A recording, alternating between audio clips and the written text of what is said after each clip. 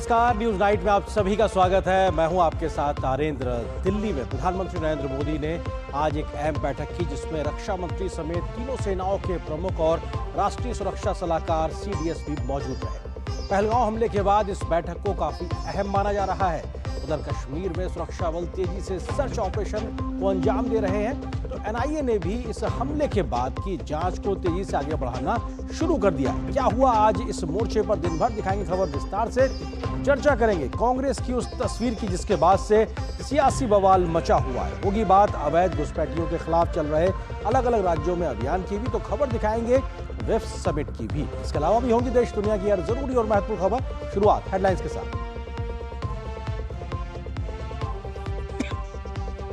पहलगाम हमले के बाद दिल्ली में बैठकों का दौर जारी। PM मोदी ने रक्षा मंत्री राजनाथ सिंह, CDS, तीनों सेनाओं के प्रमुखों और NSA अजीत डोभाल के साथ की अहम बैठक। गृह मंत्रालय में भी सुरक्षा को लेकर बड़ी बैठक। तमाम सुरक्षा बलों के अधिकारी रहे शामिल।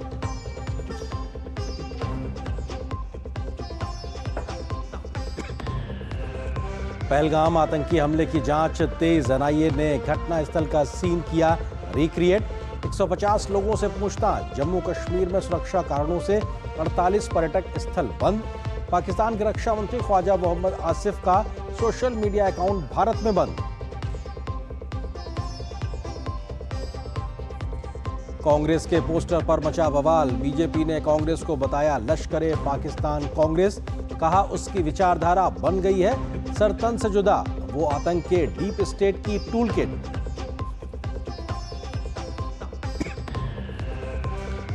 प्रधानमंत्री मोदी ने युग्म इनोवेशन कॉन्क्लेव को किया संबोधित। कहा हमारा प्रयास युवाओं को ऐसे कौशलों से लैस करना जो उन्हें आत्मनिर्भर बनाए। 21वीं सदी की जरूरतों के अनुरूप देश की शिक्षा व्यवस्था का हो रहा आधुनिकीकरण।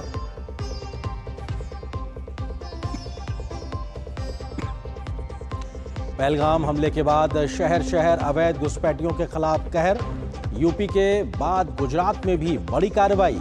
अहमदाबाद के चंडोला तालाब क्षेत्र में बांग्लादेशी घुसपैठियों के अवैध निर्माण पर बुलडोजर एक्शन। यूपी में नेपाल सीमा से सटे जिलों में भी चला बुलडोजर।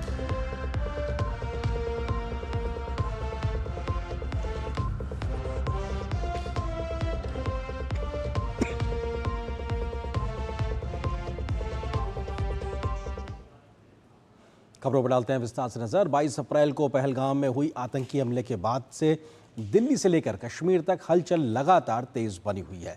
दिल्ली में प्रधानमंत्री मोदी ने रक्षा मंत्री और तीनों सेनाओं के प्रमुखों के साथ सुरक्षा हालात पर बैठक की, तो गृह मंत्रालय में भी केंद्रीय बलों के प्रमुखों के साथ में गृह सचिव की बैठक हुई।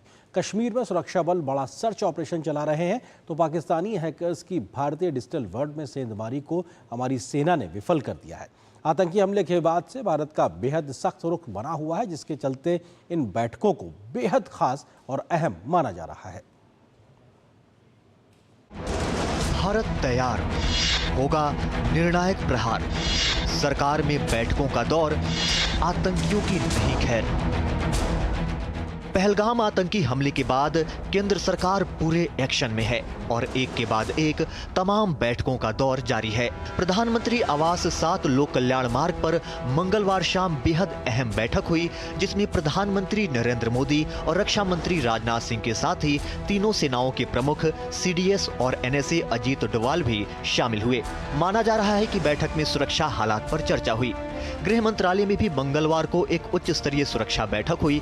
माना जा रहा है कि इस बैठक में भी देश की आंतरिक सुरक्षा को लेकर गहन चर्चा हुई। बैठक में गृह सचिव गोविंद मोहन के अलावा border security force, Assam rifles और नेशनल सिक्योरिटी गार्ड के महानिदेशक के अलावा सेंट्रल रिजर्व पुलिस फोर्स यानी कि CRPF और सेंट्रल इंडस्ट्रियल सिक्योरिटी फोर्स यानी कि CISF के वरिष्ठ अधिकारी भी शामिल हुए। सूत्रों के अनुसार जम्मू कश्मीर में कई स्थानों पर आतंकवाद रोधी अभियान चलाया जा रहा है। फिलहाल ऑपरेशन की संवेदनशीलता को देखते हुए कोई विशेष जानकारी शेयर नहीं की जा रही है। जम्मू कश्मीर में कई जगह छापेमारी के अलावा तलाशी अभियान भी चल रहा है। इससे पहले सोमवार को भी प्रधानमंत्री नरेंद्र मोदी और रक्षा मंत्री राजनाथ सिंह के बीच एक महत्वपूर्ण बैठक हुई थी। इन सब के बीच पहलगाम हमले के बाद भारत सरकार ने पाकिस्तान के रक्षा मंत्री ख्वाजा मोहम्मद आसिफ पर कड़ा एक्शन लिया है। उनके social media account Khawaja Mohammad Asif को भारत में बंद कर दिया गया है। साथ ही पाकिस्तान के यूएन ऑफिस का एक्स अकाउंट भी भारत में प्रतिबंधित हो गया है। पहलगाम हमले के बाद पाकिस्तान के खिलाफ ये भारत की एक और बड़ी कार्रवाई है। बता दें कि ख्वाजा मोहम्मद आसिफ से पहले भी भारत सरकार पाकिस्तान के कई यूट्यूब चैनलों पर बैन लगा चुकी है। पहलगाम आतंकी हमले के बाद ये सभी पाकिस्तानी यूट्यूब चैनल भारतीय सुरक्षा बलों, खुफिया एजेंसियों के बारे में झूठी खबरें प्रसारित कर रहे थे। इसकी बौखलाहट पाकिस्तानी सेना पर भी साफ नजर आ रही है। पाकिस्तान के हैकर्स भारत की साइबर संप्रभुता का उल्लंघन करने की कोशिश की, लेकिन अपने प्रयासों में विफल हो गए। भारत के साइबर सेल ने पाक के साइबर हमले और इसके स्रोत के बारे में तुरंत पता लगाकर उन्हें नाकाम कर दिया। Bureau report, TD news. पूरे देश को स्तब्ध कर देने वाली 22 अप्रैल की आतंकी घटना की जांच अब एनआईए कर रही है। एनआईए ने आज घटनास्थल पर सीन को रिक्रिएट किया तो घटना के तमाम चश्मदीदों के बयान भी दर्ज किए हैं। इस बीच एनआईए ने लगभग 150 के करीब लोगों से पहलगांव में पुलिस स्टेशन में पूछताछ कर रही है।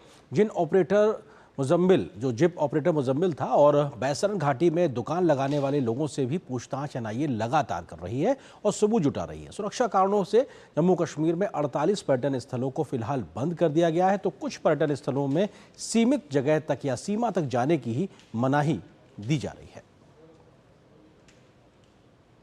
पहलगाम आतंकी घटना की जांच कर रही एनआईए हर एंगल से मामले की जांच कर रही है। एनआईए ने घटनास्थल का सीन एक बार फिर से रिक्रिएट किया है। एनआईए की टीम घटनास्थल के हर कोने से आतंकियों के सबूत एकत्रित कर रही है। एनआईए जांच में पता लगा रही है कि घटना के समय कितने फोन और किस नेटवर्क के चालू थे और कहां-कहां बात हो रही थी।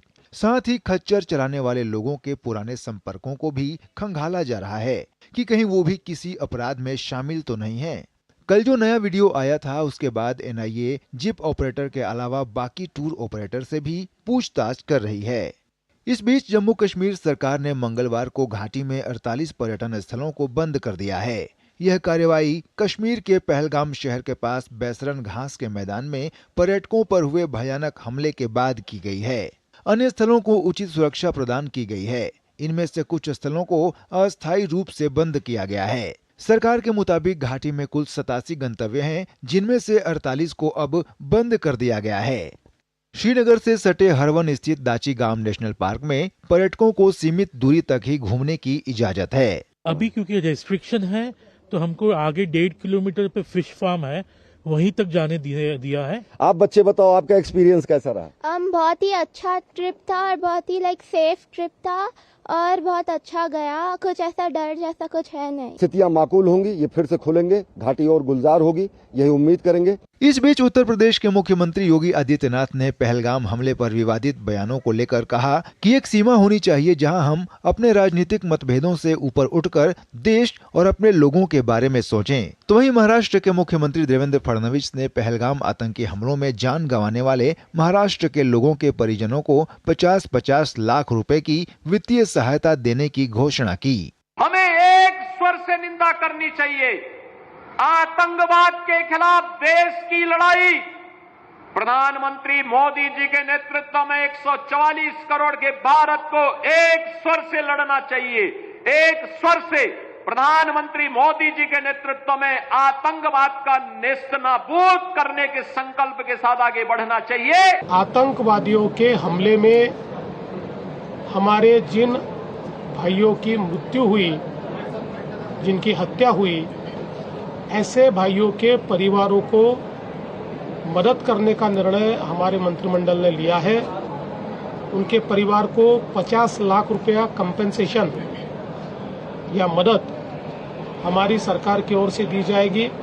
गौरतलब है कि जम्मू कश्मीर के पहलगाम में हुए आतंकी हमले में 26 पर्यटकों की मौत हो गई थी। इस हमले में मारे गए लोगों के परिजनों ने मीडिया के सामने दावा किया है कि आतंकवादियों ने धर्म के आधार पर इस नरसंहार को अंजाम दिया।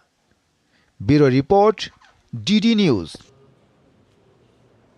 इस समय पूरा देश आतंक के खिलाफ एकजुट नजर आ रहा है। उस वक्त भी कांग्रेस पार्टी अपनी राजनीति से बाज नहीं आ रही। कांग्रेस ने आज बिना सर के एक व्यक्ति की तस्वीर पोस्ट की, जिसके बाद बीजेपी ने कांग्रेस पर जोरदार पलटवार किया है।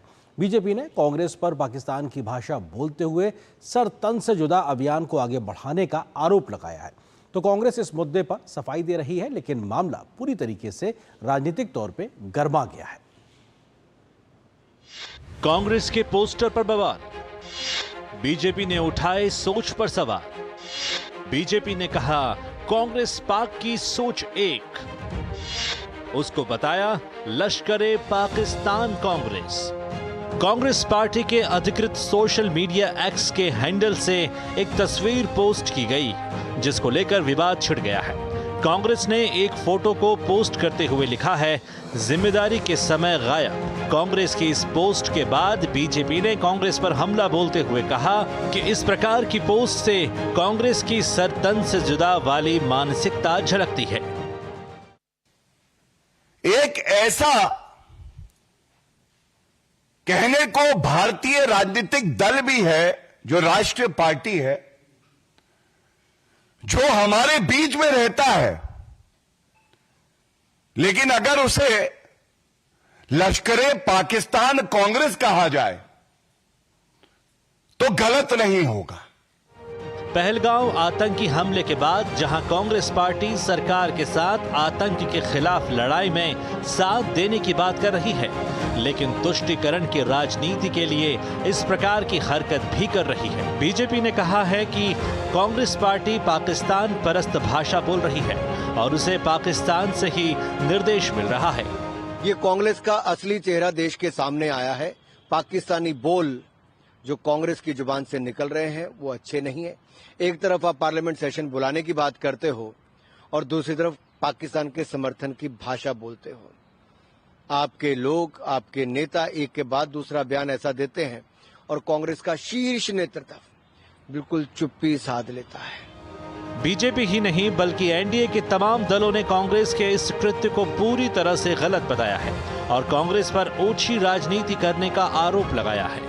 ऐसे वक्त में जो हमारे पहलगाम में हमारे निरपराध बेकसूर लोगों पे हमला हुआ है, ऐसे समय में राजनीति करना ये तो बहुत ही दुर्भाग्यपूर्ण है, ये उचित नहीं है। राजनीति करने के लिए बहुत आपको समय है, बहुत मौका मिलते हैं।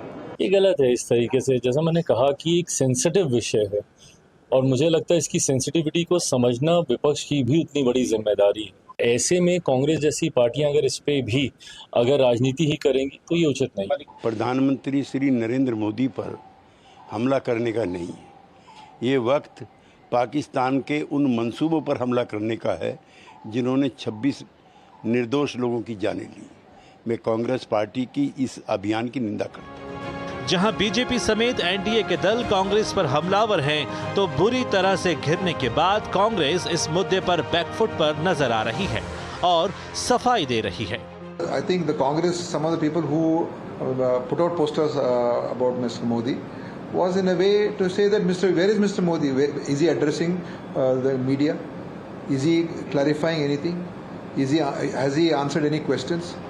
पहलगांव आतंकी हमले के बाद पूरा देश एकजुट नजर आ रहा है, तो सरकार भी तेजी से एक्शन लेकर करारा जवाब दे रही है, लेकिन कांग्रेस पार्टी अपनी तुष्टीकरण की नीति से बाज नहीं आ रही। Bureau report, DD news. तो इस बड़ी सियासी खबर पे हम करेंगे चर्चा। इससे जुड़ा है आज का हमारा विशेष पोस्टर वॉर, मना कांग्रेस का नापाक हथियार। क्योंकि अपने आप में पोस्टर के बहाने हमलावर है एक तरीके से कांग्रेस, लेकिन बीजेपी ने पलटवार किया और इस वजह से पूरा मामला राजनीतिक रूप से, सियासी रूप से गर्मा गया। इस विषय पे बात करने के लिए खास मेहमानों का पैनल मेरे साथ मौजूद हैं। धनंजय गिरी जी हैं, जो कि प्रवक्ता है भारतीय जनता पार्टी के। इसके अलावा ऋषि शंकर मिश्रा हैं, कांग्रेस समर्थक, राजनीतिक विश्लेषक हैं। वरिष्ठ पत्रकार विजय त्रिवेदी जी हैं। आप तीनों को बहुत बहुत स्वागत है। ऋषि जी, शुरुआत आपसे ही, क्योंकि जब देश के दुश्मनों से लड़ना है तो राजनीतिक दल एक दूसरे के खिलाफ खड़े हुए क्यों दिखाई पड़ रहा है? क्यों, क्या जरूरत थी इस प्रकार की तस्वीर को पोस्ट करने की कांग्रेस को? गैर जरूरी? देखिए, मेरा ये मानना है या अपना अपना इंटरप्रिटेशन है कि कौन इस चीज को कैसे और किस ढंग से लेती है। कांग्रेस का सवाल ये है, या पूरे देश के आम आवाम ये जानना चाहती है कि प्रधानमंत्री कहाँ है। प्रधानमंत्री जिनको रिस्पॉन्ड करना चाहिए, देश को संबोधित करना चाहिए, ऑल पार्टी मीटिंग जो हुई उसको चेयर करना चाहिए, क्या सरकार एक्शन लेने जा रही है? कम से कम जो मेन जो अपोजिशन पार्टी है या तमाम विपक्षी पार्टी है उनको कम से कम कॉन्फिडेंस मिलना चाहिए। अच्छा तो ऋषि जी, प्रधानमंत्री तो कहीं नहीं है। ऋषि जी, ऑल पार्टी मीटिंग हुई, उसमें प्रधानमंत्री नहीं थे। ऋषि जी, आप ये कह रहे हैं, आप ये कह रहे हैं कि भारत सरकार और भारतीय सेना आतंक और आतंकियों के आकाओं को जो हमला करे, जो रणनीति अपनाए, जो भी वो प्लान कर रहे हैं वो कांग्रेस पार्टी को बताए, आप ये कह रहे हैं पहले? या एक बात विश्वास लेने में होता है कि साहब हम जो करेंगे कांग्रेस पार्टी कह चुकी है, उसके लिए हम आपके साथ खड़े हुए हैं, लेकिन आपको लगता है कि जो प्लान तैयार हो, जो सीक्रेट चीजें होती हैं, राष्ट्रीय सुरक्षा से जुड़ी होती हैं, वो कांग्रेस पार्टी को बताई जाए, आप ये कह रहे हैं? सामरिक रणनीति अलग होती है, एक विपक्ष को कॉन्फिडेंस में लेना अलग होती है। मैं ये नहीं कह रहा हूं कि ऑल पार्टी मीटिंग हुई ना सर, लेने जा रही है। प्रधानमंत्री कहां थे ऑल पार्टी मीटिंग में? प्रधानमंत्री तो मधुबनी में चुनावी रैली कर रहे थे, तो वहां से उन्होंने जवाब दिया ना इस बात के लिए। लेकिन बात यह है, अगर प्रधानमंत्री को घेरना है, ऋषि जी, अगर प्रधानमंत्री को घेरना है, सरकार से सवाल पूछने हैं, बिल्कुल पूछिए सर, सबका बनता है, लेकिन इस गैर जरूरी तस्वीर के मायने क्या है? संदेश जा रहा सर तन से जुदा, बात तो यह है ना, इस तस्वीर के क्या मायने सर? आर्यन जी, इस तस्वीर का मैसेज है कि प्रधानमंत्री कहां है? प्रधानमंत्री को ऑल पार्टी मीटिंग चेयर करना चाहिए। आप ये बताइए, जो 28 हमारे देशवासियों का जान गया, हमारे 28 भाई बहन जो शहीद हुए, जो ये सफलता है, ये कहीं ना कहीं इंटेलिजेंस जो चूक है, इसका जिम्मेवार कौन है? यही प्रधानमंत्री जब गुजरात के मुख्यमंत्री थे और मनमोहन सिंह की सरकार थी और इस प्रकार की जब घटना हुई तो किस प्रकार से उन्होंने सरकार पर अटैक किया, ये उनकी जिम्मेवारी है। ये जिम्मेदार, मैं नरेंद्र मोदी जी का आलोचना नहीं कर रहा हूं। सरकार ने इस बात को कहा है कि लैप्सेस हुए हैं, लेकिन उसके बाद भी जो तैयारी रणनीतिक करनी है बैठकों के माध्यम से वो चल रही है। मैं आता हूं आपके पास में धनंजय जी, सवाल ये है कि प्रधानमंत्री के मुख से अगर सुन लेगा विपक्ष तो भरोसा हो जाएगा, प्रधानमंत्री के मुख से सुन लेगा तो विपक्ष को भरोसा हो जाएगा, क्यों प्रधानमंत्री जी क्यों आके बात नहीं कर रहा है? सवाल ये है धनंजय जी। अरिंदर जी, सबसे बड़ी बात यह है कि प्रधानमंत्री नरेंद्र मोदी भाजपा के प्रधानमंत्री नहीं है, प्रधानमंत्री नरेंद्र मोदी भारत के प्रधानमंत्री हैं। वो इस देश का मुकुट है, 140 करोड़ भारतीय का भरोसा है, 140 करोड़ भारतीयों को रिप्रेजेंट करते हैं। कांग्रेस अपने कुत्सित मानसिकता को जब दिखाती है पोस्टर में, तो कम से कम जिस पाकिस्तान परस्ती में उसे दिखाती है, उस पाकिस्तान से ही सीख ले कि वहां का बिलावल भुट्टो जो आज विपक्ष में है वो किस तरह से अपनी सरकार के साथ खड़ा है, वहां का तमाम राजनीतिक दल किस तरह से एक सुर में बात कर रहे हैं। कम से कम जिसकी चटुकारिता, जिसकी परस्ती करे, उससे तो सीख लो कि उसके मुल्क में एक एक व्यक्ति अपने साथ खड़ा है। इस देश का आम हिंदू मुसलमान सारे लोग एक साथ खड़े हैं, लेकिन कांग्रेस मौका दे रही है। कांग्रेस इस देश के मुकुटमणि को, इस देश के नायक को, इस देश के नेता को, इस देश के प्रधान को गायब कर रही है। कांग्रेस इस राजनीति के निचले और छिचले स्तर पर और किस कुत्सित और किस वैचारिक घटियापनी में आ गई है, आप इसका अंदाजा लगाना मुश्किल है। शायद इतिहास में कोई राजनीति, लेकिन धनंजय जी वो ये कह रहे हैं कि प्रधानमंत्री, अगर प्रधानमंत्री सामने आकर संबोधित करेंगे, हम आप ही से कह रहा हूं धनंजय जी, आप ही से, कि अगर प्रधानमंत्री खुद आकर इस बात को बोलेंगे तो विपक्ष शांत हो जाएगा। वो ये कह रहे थे प्रधानमंत्री जी बोल दें हम मान जाएंगे, क्या कर रहे हैं? आरेंदु जी, प्रधानमंत्री जी अपनी दौरा खत्म करके आए, एयरपोर्ट पर मीटिंग की और घटना होते ही गृह मंत्री को कहा कि आप तुरंत जाइए।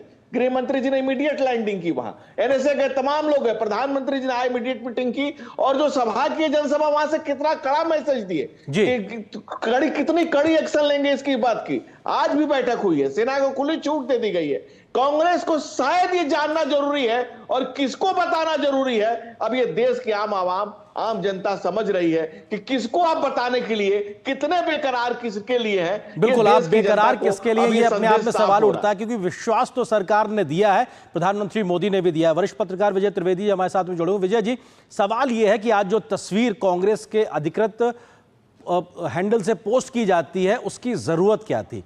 और वही बात को जो बीजेपी कह रही है कि साहब कुछ दिन पहले हमने देखा ब्रिटेन में पाक उच्चायुक्त के बाहर उनका एक आर्मी का अधिकारी किस प्रकार से संकेत कर रहा था, और इस तस्वीर को उससे जोड़ने के आरोप अगर लगा रही है तो उसमें गलत कहां दिखाई पड़ रहा है? विजय जी।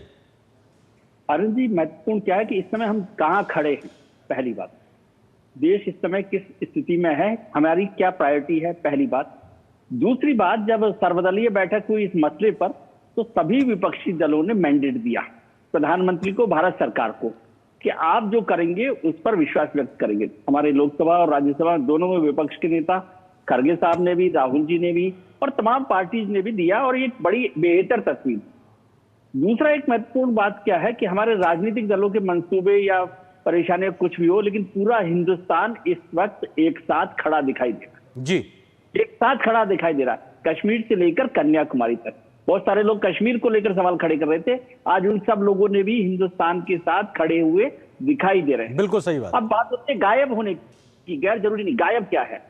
प्रधानमंत्री जी और भारत सरकार लगातार जब से ये घटना हुई है, एक तो वो उन्होंने अपनी विजिट को शॉर्ट किया, प्रधानमंत्री ने वहां से लौट कर आए, उसके बाद एयरपोर्ट पर बात की, उसके बाद प्रधानमंत्री ने बैठक की, सीसीएस की बैठक हुई। आज भी रक्षा मंत्री अपने स्तर पर जो हमारे सेना के प्रमुख अधिकारी हैं, चीफ्स हैं, उनके साथ बात कर रहे हैं। गृह मंत्री लगातार वहां पर कश्मीर में और देश भर में मसला पर बात कर रहे हैं। आज सीडीएस के साथ, रक्षा मंत्री के साथ प्रधानमंत्री की बैठक हुई है, तीनों चीफ के साथ बैठक हुई है, तो एक महत्वपूर्ण बैठक है। उसके बाद प्रधानमंत्री ने गृह मंत्री जी के साथ मुलाकात की है, और कल सीसीएस हो रही है और सीसीपीए हो रही है। तो अब मुझे ये बताइए, सवाल आप गैर जरूरी नहीं, मैं ये पूछ रहा हूँ, क्या प्रधानमंत्री गायब है? लगातार तस्वीरें सामने आ रही हैं, लगातार तस्वीरें सामने आ रही हैं। अभी भी आज भी बैठक जिसका जिक्र आप कर रहे हैं, वो तस्वीरें हमने दिखाई हैं, तस्वीरें हैं सामने। अब कोई आंख बंद कर ले तो कोई क्या करे? महत्वपूर्ण तस्वीरों की नहीं है, प्रधानमंत्री उस पर काम कर रहे हैं कि नहीं कर रहे हैं? प्रधानमंत्री नहीं, भारत सरकार, जैसे गिरी साहब ने भी कहा कि वो भारत के प्रधानमंत्री है, भारतीय जनता पार्टी के प्रधानमंत्री नहीं है। और जब आप ये सवाल खड़ा करते हैं तो इसका मतलब आप भारत की सरकार पर अविश्वास व्यक्त कर रहे हैं, और ये पाकिस्तान या ऐसे जो मुल्क हैं उनके मंसूबों को थोड़ा सा और मजबूती देता है। आप सोचिए, दुनिया के और बहुत सारे बड़े देशों ने भारत के साथ खड़े दिखाई दिए आतंकवाद के खिलाफ। तो इस वक्त आतंकवाद के खिलाफ लड़ना है, पाकिस्तान के खिलाफ लड़ना है, और उस मजबूत जितने सवाल खड़े किए जा रहे हैं उन सवालों का जब वक्त आएगा, अभी मान लीजिए बात हो रही पार्लियामेंट के सेशन की, बुलाए ना बुलाए, मॉनसून सेशन तो आने ही वाला है, महीने भर बाद, 2 महीने बाद, उसमें भी सारे सवाल खड़े किए जा सकते हैं। इसमें मैं सवालों पर मना नहीं कर रहा, सरकार से सवाल खड़े किए जाने चाहिए, लेकिन हमेशा ये होता है परिवार में भी, कभी कोई बड़ा संकट होता है तो हमें पहले उसको निपटाना ना। आज हमें उसके सामने सबको खड़ा होना है। अभी परिवार की एकजुटता पहले जरूरी है, बिल्कुल, देश की एकजुटता पहले जरूरी है, हमारी प्राथमिकताएं हमको तय करना पड़ेगा। ऋषि जी, सवाल यही उठता है, जब से 22 अप्रैल को यह घटना हुई उसके बाद से तमाम कांग्रेस के बड़े बड़े नेताओं के ऐसे बयान आए हैं जो पाकिस्तान की मीडिया में बहुत अच्छे से चलाए जा रहे हैं, जो उनको सूट करते दिखाई पड़ते हैं। कांग्रेस के बड़े नेताओं को आके कहना पड़ता है कि साहब इस प्रकार के बयानों को व्यक्तिगत माना जाए, हमारा इनसे कोई लेना देना नहीं। क्या अपने आप में पार्टी के अंदर राय नहीं बन पा रही है कि आपको स्टैंड क्या लेना है? क्योंकि सर्वदलीय बैठक में एक लाइन ली जाती है, हम सरकार के साथ हैं, उसके बाद तमाम प्रकार के अलग अलग बयान आते हैं कांग्रेस नेताओं के, और अब ये तस्वीर, आप लड़ना किससे चाहते हैं, खड़े कहां होना चाहते हैं? ऋषि जी। नहीं, मैं विजय त्रिवेदी जी का बड़ा सम्मान करता हूं, लेकिन मैं उनसे पूछना चाहता हूं कि ये कौन तय करेगा कि सवाल कब पूछा जाए सरकार? सर, सरकार से सवाल पूछने की वो मना ही नहीं कर रहे। ऋषि जी, आप सुन नहीं पाए, ऋषि जी आप शायद सुन नहीं पाए। उन्होंने ये कहा सरकार से जरूर सवाल पूछे जाने चाहिए, उन्होंने बिल्कुल स्पष्ट किया है, लेकिन आप किस समय पूछ रहे हैं, प्राथमिकता तय करनी पड़ेगी। देश के ऊपर जब कोई ऐसी विपदा आती, कोई समस्या होती, तब आपको तय करना पड़ेगा, उन्होंने ये कहा है। अच्छा, आप ही बता दीजिए, पुलवामा को लेकर, पुलवामा में जो घटना हुई उसको लेकर क्या स्टेटस है, केस का क्या डेवलपमेंट है, बता दीजिए। बिल्कुल पूछिए सर सरकार से, बिल्कुल अभी बैठे हुए धनंजय गिरी, बिल्कुल सवाल पूछिए सर, बिल्कुल पूछिए। धनंजय जी को जानकारी नहीं होगा, वो विजय त्रिवेदी जी देश से जाने माने पत्रकार, उनसे पूछ लीजिए ना, वो जो प्रधानमंत्री को भी जानते हैं, सबको जानते हैं। नहीं, बात सवाल तो यही सर, आप पुलवामा की बात करें, किसी घटना की बात करें, वो सारी बातें ठीक है, गजब की बात कर रहे हैं। नहीं, गजब बिल्कुल, आप पूछिए सर सवाल, लेकिन अभी आज प्राथमिकता क्या है, कांग्रेस को ये तो तय करना पड़ेगा, क्योंकि कांग्रेस में विरोध दिखाई पड़ रहा है। मैं आपसे ये सवाल कर रहा हूं, सरकार की असफलता को आप क्यों कवर फायर दे रहे हैं? चलिए इस विषय को हटाइए। पुलवामा को लेकर क्या अपडेट है सरकार के पास? पुलवामा में जो घटना हुई उसकी जांच कहां तक पहुंची? क्यों चूक हुआ पुलवामा में?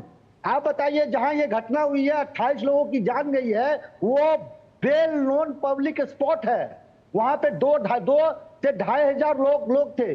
घटना के 1.5 घंटे के बाद भी वहां पे सहायता नहीं पहुंच पाता है, तो ये किसकी जिम्मेदारी है? बिल्कुल सरकार की जिम्मेदारी है ऋषि जी, बिल्कुल सरकार की जिम्मेदारी है और सरकार को जवाब देना पड़ेगा। बिल्कुल मौजूद सवाल है, बिल्कुल पूछिए, लेकिन उस तस्वीर के क्या मायने हैं सर? सवाल पूछने के नाम पे आप उनका एजेंडा क्यों चलाने की कोशिश कर रहे हैं जो हमारे देश के विरुद्ध है? धनंजय जी, सवाल वही कि अभी तक पिछले सवालों का जवाब मिला नहीं, अब सवाल पूछते हैं तो आप सवाल खड़ा कर देते हैं। धनंजय जी, सवाल पूछना, जिम्मेदारी तय करना आरेंद्र जी, जी हाँ ऋषि जी, आपका ही सवाल का जवाब ले रहा हूँ। हाँ धनंजय जी बोलिए। आरेंद्र जी, सवाल सिर्फ एक है। सवाल ये है कि देश के सोवरेंटी, देश के मुकुटमणि, देश के प्रधान और देश के प्रधानमंत्री को यह छिछोरी हरकत है कांग्रेस की, यह गिरी हुई हरकत है, यह नीचता की प्रकाष्ठा है कि आप कह रहे हैं गायब है, हमारा मुकुटमणि गायब है, हमारा प्रधान गायब है। आप किस से मिले हुए हो? आप देशद्रोह का अगर कांग्रेस पर आज आरोप लगे तो यह गलत नहीं होगा। आप किससे मिलने जाते हो? उल्हान उमर से मिलने जाते हो? आप जोर शोर से मिलने जाते हो? देश के सारे विरोधियों से आप मिलते हो, देश के तोड़ने वाले सारे तत्वों से आप मिलते हो, और आज आप कह रहे हो जब मजबूती का समय है, जब देश का 140 करोड़ आवाम एक साथ खड़ी है, इधर उधर की बात न कर। तू बता ये पोस्टर क्यों बना? तू बता ये तूने विदेशियों को मौका क्यों दिया? क्यों आज कांग्रेसियों के सारे स्टेटमेंट, कांग्रेसियों के सारे पोस्टर, ये सारे बनाए गए चीजें पाकिस्तान में क्यों चल रही हैं? क्यों चाहते हो तुम? किस बात की चाहते हो? क्या मां भारती से तुम्हें लगाव नहीं? क्या तुम मां भारती की संतान नहीं? हम अमृत पुत्र हैं, हम मरने मिटने के लिए तैयार हैं। तेरा वैभव मर रहे, हम 3-4 रहे ना रहे, लेकिन ये घटिया हरकत, ये नीचता, ये कांग्रेस की कारस्तानी, ये कांग्रेस का पाप इस देश की जनता नहीं करेगी माफ। और ये छिछोरी हरकतें, ये छिछोरी मुस्कान, ये घटिया विचार, ये अपने घर पे रखो, ये अपने घर पे रखो। विजय जी सवाल ये है, ठीक है धनंजय जी, कुर्बान करने के लिए तैयार हो जाएंगे। विजय जी सवाल ये है कि क्यों इस प्रकार का, हम खुद को कुर्बान करेंगे ऐसे घटिया धनंजय जी और दांत दिखाने वाले लोगों को कहां से पकड़? ऋषि जी, धनंजय जी एक सेकंड। विजय जी सवाल ये है कि देश से राजनीतिक दलों से इस प्रकार के अगर बयान आते हैं जो पाकिस्तान को सपोर्ट करते दिखाई पड़ते हैं तो हमारी एकता पे गंभीर सवाल खड़ा होता है। दुनिया के सबसे बड़े लोकतांत्रिक देश होने का दम हम भरते हैं, कहां है वो हमारी एक साथ आतंक के खिलाफ मुहिम? तो ये तो हमारी मुहिम को कमजोर कर रहा है। बिल्कुल आरेंद्र जी, वही बात मैं कहा, इसलिए मैंने कहा समय महत्वपूर्ण है कि आज हमें सबको एक साथ खड़े दिखाई देना है। बल्कि मैं हैरान हूं कि पाकिस्तान जो बहुत ही एक रोग स्थित भी है, टूटा हुआ है, वहां पूरा विपक्ष एक साथ खड़ा दिखाई दे रहा है, आपने यदि देखा हो। और हिंदुस्तान जो एक मजबूत लोकतंत्र है, मैंने कहा सवाल पुलवामा की आप जिक्र करें, पुलवामा से आज तक बहुत बार मौका रहा है पार्लियामेंट का, प्रधानमंत्री से, गृह मंत्री से, सबसे सवाल करने का, और वो सवाल तब किए जा सकते। इसको यूं देखिए आरेंद्र जी कि अभी कोई मान लीजिए बड़ा एक्सीडेंट हो जाता है, बड़ी घटना हो जाती है, तो आप पहले उससे ये कहेंगे तुम गाड़ी ठीक चला रहे थे कि खराब चला रहे थे, कि इस सारे सवालों का जवाब दो, या पहले आप उसे अस्पताल ले जाकर उसका इलाज करवाएंगे? आज देश को एक साथ, और सवाल यह है कांग्रेस को कि क्या कांग्रेस को प्रधानमंत्री पर और भारत सरकार पर भरोसा है या नहीं कि वो इस समय का, इस संकट का जवाब ठीक से देगी कि नहीं देगी? अगर सवाल ये है, वो कांग्रेस, क्योंकि CWC जो उनकी हाईएस्ट वो है कमेटी, उसने तो प्रधानमंत्री का साथ देने की बात की, विश्वास जताया है, तो क्या प्रधानमंत्री पर, भारत सरकार के प्रधानमंत्री पर कांग्रेस को भरोसा है या नहीं? ये महत्वपूर्ण सवाल है। अगर है तो बाकी सारे सवालों का जवाब बाद में लिया जाना चाहिए, हर सवाल पूछा जाना चाहिए, इसमें कोई गुंजाइश भी नहीं है कि कोई सवाल नहीं पूछा जाए। लेकिन आज जरूरत किस बात की है? आज जरूरत है भारत को एक साथ खड़े होने की। भारत कह रहा हूं मैं, भारत में सब लोग शामिल हैं, बिल्कुल सबको खड़ा होना है। और कांग्रेस ने, मैंने देखा कि समझदारी से, आज भी देखा कि कांग्रेस ने कहा कि हमारी तरफ से जो राहुल गांधी जी ने और खड़गे साहब ने कहा वो महत्वपूर्ण है, उस पर चर्चा कर रहे हैं। बहुत सारे लोग बात कर रहे हैं, उसको भी यदि आप आगे बढ़ाना चाहते हैं, ऐसे भारतीय जनता पार्टी में बहुत सारे लोग हैं, महत्वपूर्ण है, ये समय है सबको एक साथ खड़े होने का और भारत सरकार के प्रति विश्वास जताने का। भारत सरकार इसमें महत्वपूर्ण है। बिल्कुल, देश इस समय महत्वपूर्ण, और सबसे पहले हम भारतीय हैं, बाद में हमारी खुद की अपनी कोई अलग पहचान या विश्वास हो सकते हैं कि किस विचारधारा को हम मानते नहीं। ऋषि जी, मैं आप ही के पास आ रहा हूं। आप सवाल पूछने की बात कर रहे थे, 14 फरवरी 2019 को पुलवामा की घटना हुई थी, उसके बाद से इतना समय, इतने सेशन, इतने संसद के मौके रहे, तमाम समय सवाल पूछा गया है, जवाब दिया गया है, सारी बातें ठीक है, लेकिन जब पुलवामा का आप जिक्र करते हैं तो कांग्रेस के कितने बड़े बड़े नेताओं ने पूछा था कि साहब बालाकोट के हमें सबूत दे दीजिए, हमें सर्जिकल स्ट्राइक के सबूत दे दीजिए। क्या सेना से यह सबूत मांगना जायज था? क्या वो कांग्रेस का सवाल पूछना ठीक था? पहले एक मैं मैसेज दे दूं, पूरा देश 140 करोड़ देशवासी, तमाम पॉलिटिकल पार्टी, देश के तमाम बुद्धिजीवी, पत्रकार, सभी हमारे प्रधानमंत्री के साथ यूनाइटली स्टैंड है। प्रधानमंत्री जो भी एक्शन लेंगे पूरा देश एक साथ है। और जो ये पाकिस्तान ने जो कायराना हरकत किया है उसका माकूल जवाब दिया जाएगा। लेकिन सर, आप लोगों से भी मेरा निवेदन है कि सरकार में जो बैठे लोग हैं जिनकी असफलता है, जिम्मेवारी तय होनी चाहिए। बिल्कुल जिम्मेदारी तय होनी चाहिए, बिल्कुल होनी चाहिए सर। हमारे 26 लोगों की जान गई, जिम्मेदारी तय होनी चाहिए। लेकिन क्या जिम्मेदारी तय कराने का ये तरीका ठीक है? मेरा सवाल वो है सर, जिम्मेदारी तय कराने का तरीका ये ठीक है कि आपने पुलवामा के बाद में आपने सबूत सेना से मांगे, क्या वो तरीका ठीक था? आज इस समय देश को एकजुट होना चाहिए, उस समय आप इस प्रकार की तस्वीर पोस्ट करते हैं, क्या वो तरीका ठीक है? नहीं, मैं पूछ रहा हूँ पुलवामा क्यों हुआ? सर, 5.5 साल से ज्यादा का वक्त हो गया है, आपने हजारों बार सवाल पूछे हैं, जवाब दिए गए हैं। बात आज पहलगांव की बात हो रही है, पहलगांव के हमले के बाद इस समय कांग्रेस क्यों राजनीति करती दिखाई पड़ रही है? सर, तन से जुदा का मैसेज क्यों आ रहा है? सर, वो जो ब्रिटेन से एक मैसेज आता है पाकिस्तान उच्चायोग के एक अधिकारी के माध्यम से, उसको आगे बढ़ाते हुए क्यों नजर आती है? जब मैं बोलता हूं तो कंटिन्यू आप बोलते हैं, तो आप ही बोल लीजिए, आप ही बोल लीजिए। सर, आप बोलिए, चलिए। मैं क्योंकि जो सवाल कर रहा हूं आप उसका जवाब नहीं दे रहे, इसलिए मुझे फिर से टोक के पूछना पड़ता है। आप बोलिए। देखिए, मैंने एक बार कहा कि पूरा देश यूनाइट है इस मुद्दे पे, पाकिस्तान को माकूल जवाब देना चाहिए। उनकी कायराना हरकत पे एकदम सटीक भारत सरकार जवाब देगी। हमारे प्रधानमंत्री, हमारी सरकार पे हमें भरोसा है। लेकिन सवाल ये उठता है कि पूर्व में जो घटना हुई है, मैं यही आपसे जानना चाहता हूं या भाजपा प्रवक्ता से जानना चाहता हूं, पुलवामा क्यों हुई, उसका जांच रिपोर्ट कहां तक पहुंचा है? क्या स्टेटस है पुलवामा को लेकर? यदि कांग्रेस ने सवाल नहीं किया तो क्या सरकार की जिम्मेवारी नहीं है कि देश को बताएं कि पुलवामा इस देश में क्यों हुआ? तो मेरा वही तो सर सवाल कर रहा हूं आपसे कि अगर पुलवामा पे सवाल पूछना है, आज भी 5.5 साल बाद आज भी सवाल पूछना, तो क्या यह तस्वीर जारी करना जरूरी है या सवाल पूछना जरूरी है? आप किसको टारगेट कर रहे हैं, क्या मैसेज दे रहे हैं? बात वो है सवाल सर, सवाल पूछने पे कोई सवाल नहीं कर रहा। आप वही तो गलत पकड़ रहे हैं। सवाल पूछने पे कोई सवाल नहीं कर रहा, सवाल पूछने के तरीके पे सवाल है। धनंजय गिरी जी, सवाल का जवाब, जो मूल सवाल है वो कह रहे साहब पुलवामा का स्टेटस अभी भी नहीं पता है। आपके सवाल को आगे ले जा। धनंजय जी, आरेंदु जी, जिस तरह से मैं उनकी बातों को ध्यान से सुनता हूं, इतनी सभ्यता की उम्मीद उनसे भी करता हूं। प्लीज जी जल्दी से धनंजय जी अपनी बात रखें, वो शांत होकर सुन रहे हैं आपकी बात। जी धनंजय जी। हाँ, हमने ये कांग्रेस को कहीं बार बार नहीं पूछा कि 26/11 क्यों हुआ बताओ, 26/11 क्यों हुआ बताओ, बल्कि हम तो अबूर राना को उठा ले आए। हमने प्रत्यर्पण किया, राष्ट्र के विरोध में जो खड़ा होगा, जो उंगली उठेगी उसको काट देंगे, जो हाथ उठेगा उसको काट देंगे, जो गर्दन उठेगी उसको काट देंगे। हम राष्ट्र के विरोध में स्वयं को भी कुर्बान करना पड़ा, होम करना पड़ा तो करेंगे। लेकिन सर, तन से जुदा के नारे अगर वहां इंग्लैंड में लगेंगे, एक प्रदेश की घटिया मानसिकता लगेगी और उसका रिपरकशन, उसका दूसरा शैडो दिखाया जाएगा प्रदेश में, तो इस देश की आम आवाम को बरगलाने की कोशिश मत कीजिए। अगर आप कहते हैं कि हमारा स्टैंडर्ड सिर्फ राहुल गांधी और खड़गे तय करेंगे, तो बाकी लोगों का स्टैंडर्ड क्या है? ठीक है विजय जी, धनंजय सवाल समय थोड़ा खत्म हो रहा है। विजय जी जल्दी से इस बात को लेकर कि ये संदेश कांग्रेस यहाँ देना क्या चाह रही है, यहां से कांग्रेस के अंदर से संदेश आ क्या रहा है? विजय जी संक्षेप में। ये संदेश अगर कुछ भी है तो कांग्रेस के नुकसान के लिए संदेश है कि कांग्रेस को जब संकट हो तो देश के साथ खड़ा होना चाहिए। सवाल पर फिर वही बात जो आप भी कह रहे हैं, ऋषि भी कह रहे हैं, हम तो सवाल पूछने के लिए पैदा हुए हैं, तो सवाल तो कभी भी खड़े किए जा सकते। और जैसे इस घटना में भी सरकार ने कहा कि सर्वदलीय बैठक में कि चूक हुई है, तो सरकार खुद जांच करेगी उस मामले की। पुलवामा पर भी हुआ, तमाम बातों पर हुई है, लेकिन आज का समय सरकार को देश के साथ खड़े होने की बात है। मैं सरकार की बात नहीं कर रहा, और सरकार देश है, देश की सरकार है, तो इस वक्त उसके साथ खड़े हो। मैं एक बार बिल्कुल प्राथमिकता हमको तय करनी पड़ेगी और देश के खिलाफ जो लड़ाई है उसमें हमको एकजुट होना पड़ेगा। सर वक्त इतना ही इजाजत दे रहा। बहुत बहुत शुक्रिया आप तीनों का हमारे साथ जुड़ने के लिए, इस विषय पे विस्तार से बात करने के लिए। और निश्चित तौर से आतंक के खिलाफ पूरा देश को एकजुट होकर इस मुहिम में शामिल होना होगा और एक साथ ये संदेश देना होगा देश के दुश्मनों को। फिलहाल एक छोटे से ब्रेक के लिए रुकते हैं, ब्रेक के बाद जब वापस आएंगे तो खबर दिखाएंगे कि युग्म सम्मेलन में प्रधानमंत्री मोदी ने क्या दिया है मंत्र, क्या है पूरी खबर, विस्तार से नजर छोटे से ब्रेक के बाद।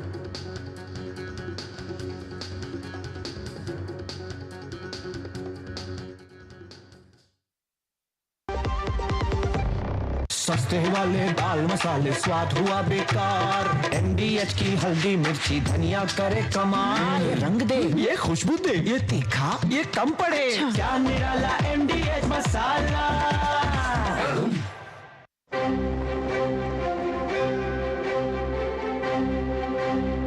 एहसास न्याय का सबके लिए, आकाश न्याय का सबके लिए, उल्लास न्याय का सबके लिए, विश्वास न्याय का सबके लिए। अपने इस हिंदुस्तान पर हक हमारा भी तो है, इंसाफ के इस आशिया पर हक हमारा भी तो है। एक मुट्ठी आसमां पर हक हमारा भी तो है, एक मुट्ठी आसमां पर हक हमारा भी तो है। ये ना सोचो दर्द हमारा कहीं सुना न जाएगा, अब न्यायालय खुद चलकर चौपालों तक आएगा। गरीब और कमजोरों को मुफ्त एवं सक्षम कानूनी सहायता के लिए प्रतिबद्ध विधिक सेवा प्राधिकरण नालसा, न्याय सबके लिए।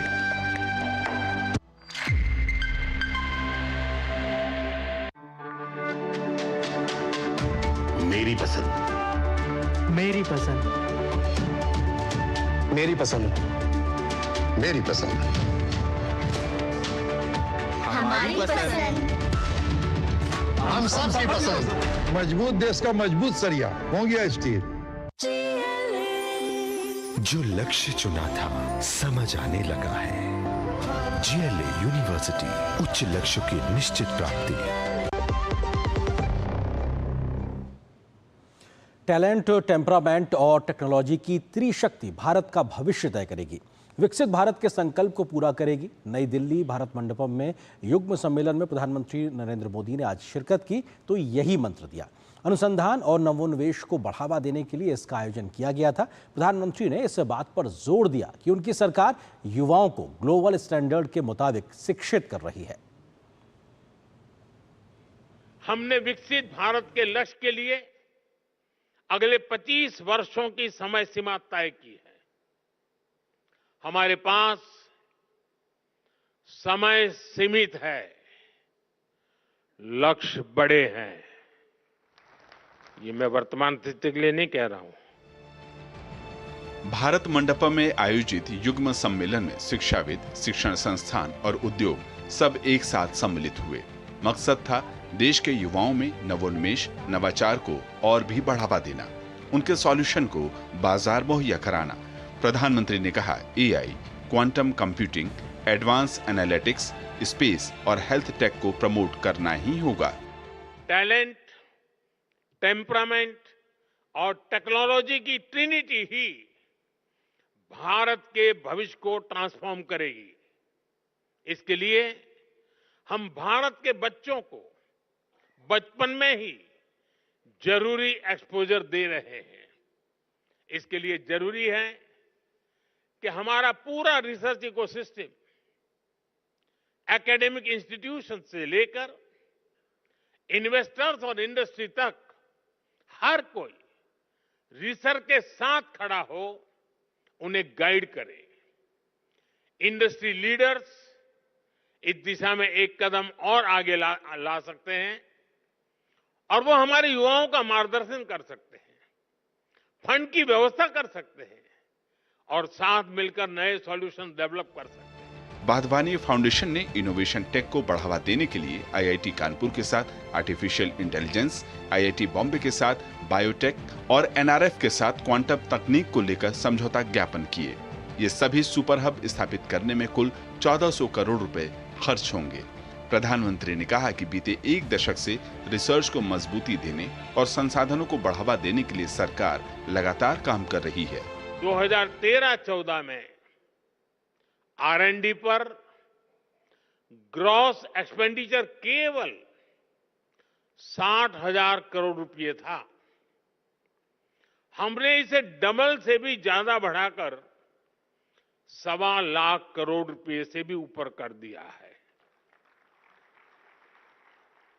2014 में भारत के 40,000 के आसपास पेटेंट फाइल हुए थे। अब ये संख्या बढ़कर 80,000 से ज्यादा हो गई है। नई राष्ट्रीय शिक्षा नीति की वजह से उच्च शिक्षा से लेकर स्कूली शिक्षा की गुणवत्ता में सुधार हुआ है। इसका असर वैश्विक स्तर पर भी नजर आ रहा है। प्रधानमंत्री ने बताया कि भारत के IIT, IIM जैसे संस्थानों के कैंपस विदेशों में खुल रहे हैं। वहीं देश में भी विदेशों के बेहतरीन संस्थान अपने कैंपस स्थापित कर रहे हैं। ये नई पहल और नीति का असर है। निशांत सौरभ के साथ ब्यूरो रिपोर्ट, DD न्यूज। और यहाँ पर एक और छोटे से ब्रेक के लिए रुकते हैं। ब्रेक के बाद जब वापस आएंगे तो खबर होगी इस बात की कि शहर शहर घुसपैठियों पर हो रहा है कहर। किस तरीके से, कैसे, इस खबर पे होगी नजर छोटे से ब्रेक के बाद।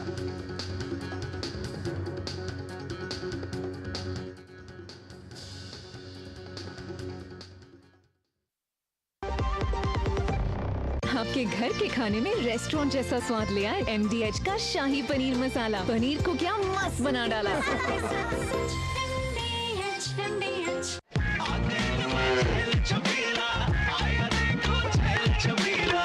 एक कपिला, अरे भाई सब एक ही जैसा होता है। ये लो साधारण पशु आहार।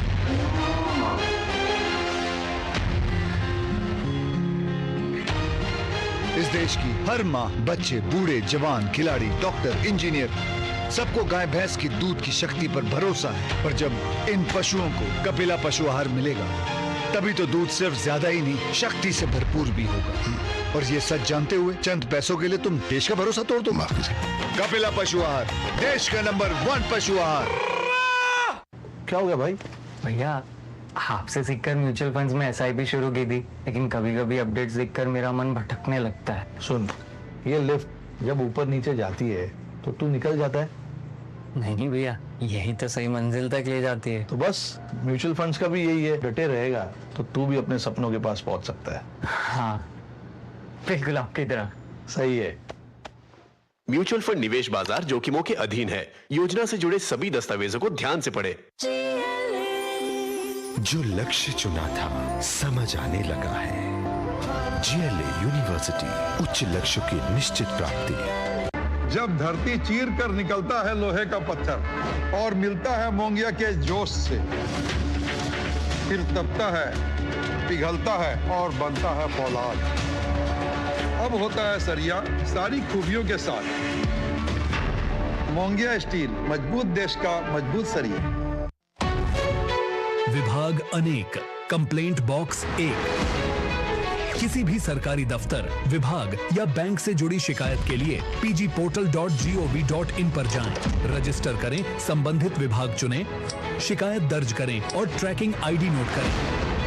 SMS या ईमेल पर एक्नॉलेजमेंट पाएं और शिकायत का जवाब सीधे मंत्रालय से प्राप्त करें। अब तक 1 करोड़ 12 लाख से अधिक भारतीयों ने भरोसा जताया। CP ग्राम्स, आपकी हर शिकायत का हल। अभी शिकायत दर्ज करें pgportal.gov.in।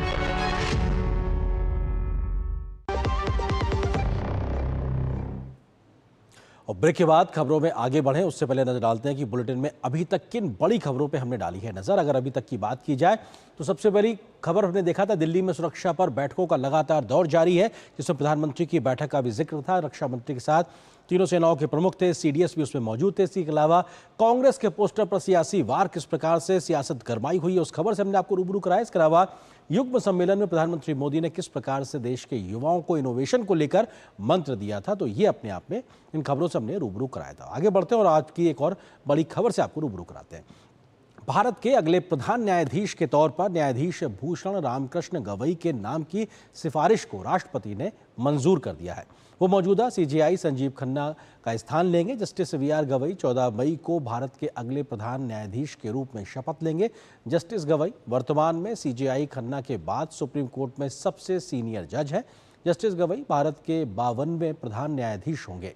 सुप्रीम कोर्ट के जज के तौर पर जस्टिस गवई कई ऐतिहासिक फैसलों का हिस्सा रहे हैं। वे जनवरी 2023 के सुप्रीम कोर्ट के बहुमत वाले उस फैसले का हिस्सा थे जिसमें केंद्र सरकार के 500 और 1000 रुपए के नोट बंद करने के फैसले को बरकरार रखा गया था। वहीं केंद्रीय कानून मंत्री अर्जुन राम मेघवाल ने अपने सोशल मीडिया एक्स पर भूषण रामकृष्ण गवई के नियुक्ति की जानकारी दी। उन्होंने लिखा है कि भारत के संविधान द्वारा प्रदत्त शक्तियों का प्रयोग करते हुए भारत के सर्वोच्च न्यायालय के न्यायाधीश भूषण रामकृष्ण गवई को 14 मई को 2024 को भारत का मुख्य न्यायाधीश नियुक्त किया जाएगा। ये जानकारी केंद्रीय कानून मंत्री अर्जुन राम मेघवाल ने दी है कि मुख्य न्यायाधीश के तौर पर उनकी नियुक्ति एक तरीके से होती हुई नजर आएगी। तो अपने आप में महत्वपूर्ण खबर है। अगली खबर की ओर रुख करते हैं, जो कि वो इंटरनल सिक्योरिटी से जुड़ी हुई। उत्तर प्रदेश हो, गुजरात हो, इसमें अवैध घुसपैठियों के खिलाफ बड़ा अभियान चल रहा है। गुजरात के कई शहरों में अवैध लोगों को पकड़ने के बाद अब अवैध निर्माण पर भी बड़ी कार्रवाई की गई है। तो यूपी में नेपाल से लगी सीमा के कई जिलों में अवैध निर्माण पर, जो धार्मिक स्थल है अवैध तरीके से चल रहे हैं, तो उन पर कार्रवाई की गई। देश में गलत दस्तावेजों के द्वारा रह रहे लोगों के खिलाफ कार्रवाई देश की आंतरिक सुरक्षा के लिहाज से बहुत जरूरी है और बहुत खास है। पकड़े गए अधिकांश लोग बांग्लादेशी घुसपैठिए बताए जा रहे हैं। अहमदाबाद के चंडोला तालाब क्षेत्र में बांग्लादेशी घुसपैठियों के अवैध निर्माण पर बुलडोजर एक्शन शुरू हो गया है।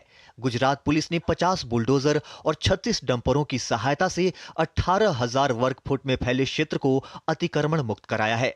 पिछले 2 दिनों में इस पूरे इलाके का सर्वे किया गया, जहां बड़े पैमाने पर अवैध निर्माण पाया गया। 25 अप्रैल को इस एरिया में कम्बिंग करने का निर्णय लिया गया। पुलिस को इस इलाके से 890 संदेहास्पद बांग्लादेशी मिले। इनमें से 150 से अधिक बांग्लादेशियों को डिपोर्ट किया जा चुका है। सोमवार शाम को यह तय किया गया कि यहां डेमोलेशन ड्राइव चलाया जाएगा। इस दौरान मेडिकल और फायर की टीमों को भी तैनात किया गया। इस इलाके में 50,000 स्क्वायर मीटर से ज्यादा का अवैध निर्माण था। इस बीच गुजरात के मुख्यमंत्री भूपेंद्र भाई पटेल ने मंगलवार को अहमदाबाद में एक बैठक की अध्यक्षता की। ये बैठक अवैध अतिक्रमण को हटाने और अवैध बांग्लादेशी घुसपैठियों के खिलाफ कार्रवाई को लेकर बुलाई गई थी। इस बैठक में राज्य के वरिष्ठ अधिकारियों और पुलिस बल के प्रतिनिधियों ने हिस्सा लिया।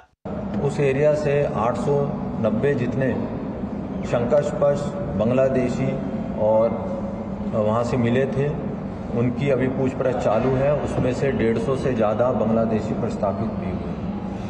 इधर उत्तर प्रदेश में योगी आदित्यनाथ की सरकार ने नेपाल सीमा से सटे जिलों में अवैध कब्जों और बिना मान्यता संचालित धार्मिक संस्थानों के खिलाफ बड़ी कार्रवाई शुरू कर दी है। अवैध कब्जे हटवाकर बिना मान्यता के मदरसों पर ताला लगवाया गया है। सीएम योगी आदित्यनाथ ने सख्त निर्देश दिए हैं कि नेपाल सीमा के 10 किलोमीटर के दायरे में किसी भी तरह के अवैध कब्जे, धार्मिक या शैक्षणिक संस्थान के अवैध संचालन को बर्दाश्त नहीं किया जाएगा। अभियान के आंकड़ों के मुताबिक बहराइच की नानापारा तहसील में भारत नेपाल अंतर्राष्ट्रीय सीमा के पास सरकारी भूमि पर अतिक्रमण के 227 मामले चिन्हित किए गए थे।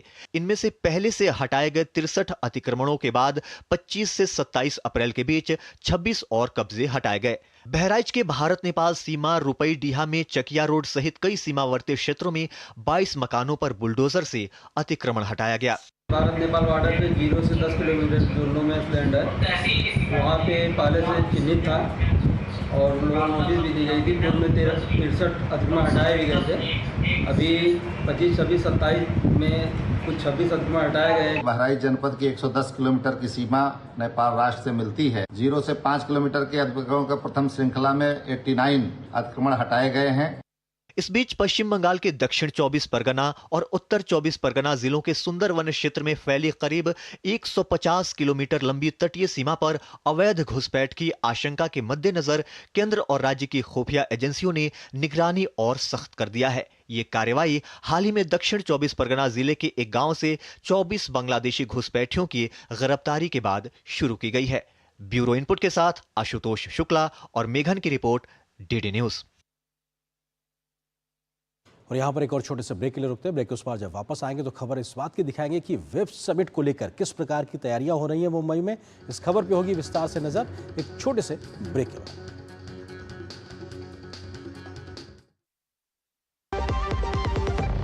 सस्ते वाले दाल मसाले स्वाद हुआ बेकार। एमडीएच की हल्दी मिर्ची धनिया करे कमाल। ये रंग दे, ये खुशबू दे, ये तीखा, ये कम पड़े। क्या निराला एमडीएच मसाला।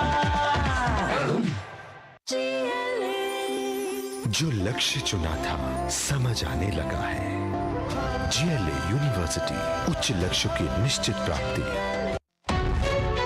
विभाग अनेक, कंप्लेंट बॉक्स 1। किसी भी सरकारी दफ्तर, विभाग या बैंक से जुड़ी शिकायत के लिए pgportal.gov.in पर जाएं, रजिस्टर करें, संबंधित विभाग चुनें, शिकायत दर्ज करें और ट्रैकिंग आईडी नोट करें। SMS या ईमेल पर एक्नॉलेजमेंट पाएं और शिकायत का जवाब सीधे मंत्रालय से प्राप्त करें। अब तक 1 करोड़ 12 लाख से अधिक भारतीयों ने भरोसा जताया। CP ग्राम्स, आपकी हर शिकायत का हल। अभी शिकायत दर्ज करें pgportal.gov.in।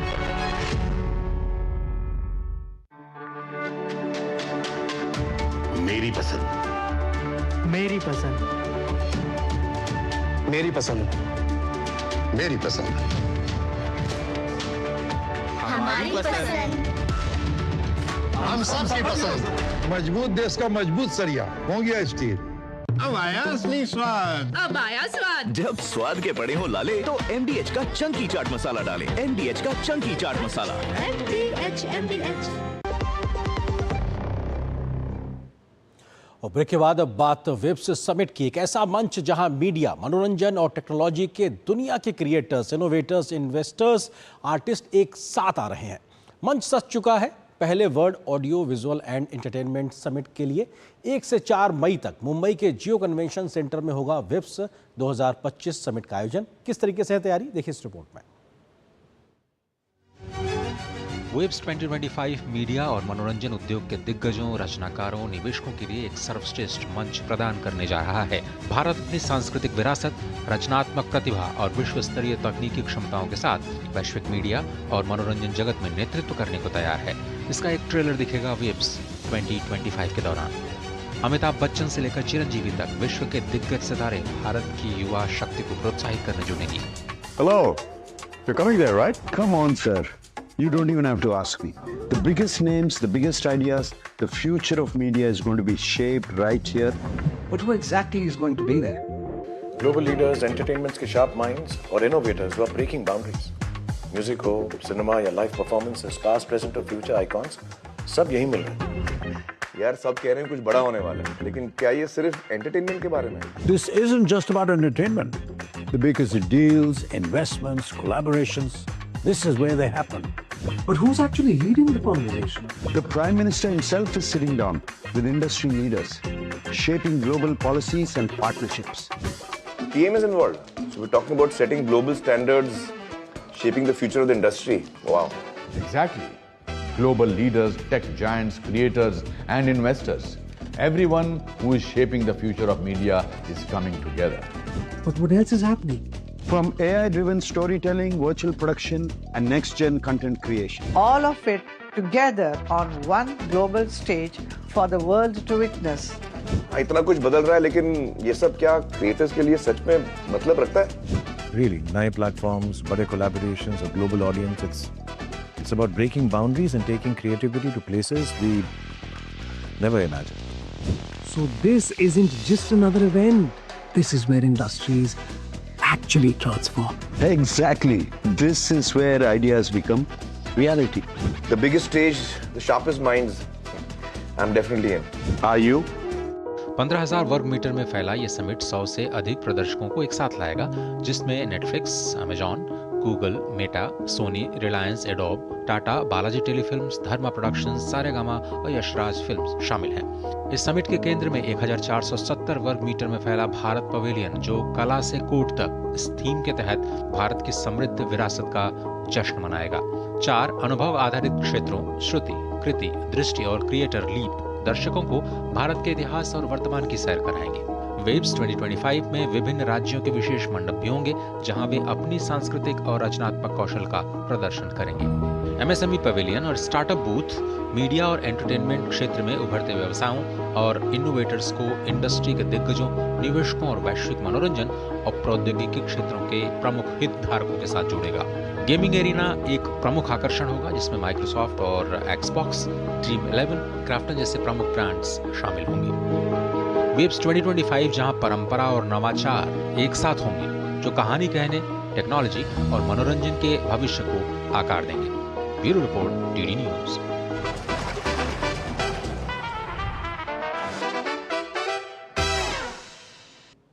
तो बहुत कुछ होने वाला वेब समिट में, उसके लिए तैयार हो जाइए। फिलहाल यहाँ पर एक छोटे से ब्रेक के नोट करें। ब्रेक के बाद जब वापस आएंगे तो आपको दिखाएंगे खबर जल्दी जल्दी में आज की तमाम अन्य महत्वपूर्ण खबरें।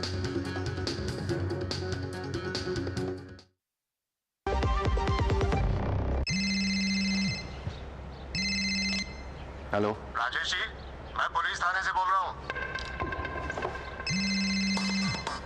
फिर से आप डिजिटल अरेस्ट में हो, दूसरे कमरे में जाइए अकेले। आपके पार्सल में ड्रग्स मिले हैं, लंबे जाएंगे। 10 लाख दीजिए, बच जाएंगे। सर इतने कहाँ से? एक लिंक भेजा है, अभी प्रोसेसिंग के लिए 2 लाख भेजिए, बाकी बाद में। 2 लाख? क्या हुआ पापा? बेटा ये कह रहे हैं कि मेरे पार्सल में से ड्रग्स मिले हैं। अरे काट दिया। पैनिक मत कीजिए पापा, डिजिटल अरेस्ट जैसा कुछ नहीं होता है, ये सब फ्रॉड है। फ्रॉड? पुलिस, बैंक, आरबीआई इत्यादि के नाम से आने वाले साइबर अपराधियों के फोन या वीडियो कॉल से सावधान रहें। उन्हें कोई पैसे ना भेजें और तुरंत पुलिस में रिपोर्ट करें। अगर समझदारी नहीं दिखाओगे तो पैसे गवाओगे। आरबीआई कहता है, जानकार बनिए, सतर्क रहिए। जो लक्ष्य चुना था समझ आने लगा है। जीएलए यूनिवर्सिटी, उच्च लक्ष्य की निश्चित प्राप्ति। ये तो बड़ी समझदार, बड़ी होशियार। जिन जगह लिखते हैं। और न्यूज नाइट के अंत में आपको छोड़ जाते हैं कुछ और राष्ट्रीय महत्व की खबरों के साथ। फटाफट अंदाज में आप देखिए इन खबरों को। मुझे दीजिए अनुमति। नमस्कार। पेगासस मामले की सुनवाई के दौरान सुप्रीम कोर्ट ने कहा कि अगर कोई देश सुरक्षा कारणों की वजह से स्पाईवेयर का इस्तेमाल कर रहा है तो यह गलत नहीं है। सवाल यह है कि इसका इस्तेमाल किसको लेकर हो रहा है। अगर देश के आम नागरिकों के खिलाफ इसका इस्तेमाल हो रहा है तो हम जरूर देखेंगे, लेकिन राष्ट्रीय सुरक्षा से कोई समझौता नहीं हो सकता है। सुप्रीम कोर्ट ने साफ किया है कि वो वक्फ संशोधन अधिनियम 2025 की वैधता को चुनौती देने वाली नई याचिकाओं को स्वीकार नहीं करेगा। कोर्ट ने कहा कि याचिकाकर्ता पहले से सूचीबद्ध मामलों में ही आवेदन लगाकर अपनी बात रखने के लिए आईए दाखिल करें। होम बायर्स को लेकर सुप्रीम कोर्ट ने बड़ा आदेश दिया है। कोर्ट ने एनसीआर में बिल्डर बैंकों के गठजोड़ की सीबीआई जांच का आदेश दिया है। यूपी और हरियाणा के डीजीपी को सीबीआई को पुलिस अफसर मुहैया कराने का आदेश दिया गया है। अब सुप्रीम कोर्ट इस मामले की मॉनिटरिंग करेगा। अयोध्या में श्री राम मंदिर के मुख्य शिखर का निर्माण कार्य पूरा हो गया है। वैशाख शुक्ल द्वितीय तिथि को सुबह श्री राम जन्मभूमि मंदिर के मुख्य शिखर पर ध्वज दंड स्थापित किया गया। ध्वज दंड की लंबाई 42 फुट है। दिल्ली सरकार ने अभिभावकों को बड़ी राहत दी है। राज्य कैबिनेट ने दिल्ली स्कूल फीस एक्ट को मंजूरी दे दी है। अब निजी स्कूल मनमानी तरीके से फीस नहीं बढ़ा पाएंगे और अगर बढ़ाते हैं तो उन्हें सरकार के दिशा निर्देशों का पालन करना होगा। उत्तर प्रदेश के मैनपुरी में पुलिस को बड़ी कामयाबी मिली है। मैनपुरी पुलिस और एसटीएफ आगरा यूनिट ने संयुक्त ऑपरेशन में 1 लाख के इनामी अपराधी को ढेर कर दिया। मारे गए अपराधी जितेंद्र उर्फ जीतू लंबे समय से फरार चल रहा था। उसके खिलाफ हत्या, लूट और डकैती के 13 मामले दर्ज थे। भारतीय स्टेट बैंक और भारतीय भूमि पतन प्राधिकरण के बीच विदेशी मुद्रा विनिमय, डिजिटल भुगतान और व्यापार को सुविधाजनक बनाने के लिए एसबीआई और भारतीय भूमि बंदरगाह प्राधिकरण के बीच दिल्ली में एमओयू समझौते पर हस्ताक्षर हुए। इस मौके पर एसबीआई और भारतीय भूमि पतन प्राधिकरण के अधिकारी और कर्मचारी मौजूद रहे। केंद्रीय स्वास्थ्य मंत्री जेपी नड्डा ने दिल्ली में मैक्स अस्पताल का उद्घाटन किया। इस दौरान उन्होंने कहा कि सरकार की कोशिश है कि देश के नागरिकों को सस्ती और गुणवत्तापूर्ण स्वास्थ्य सुविधा मिले और इस दिशा में सरकार तेजी से काम कर रही है।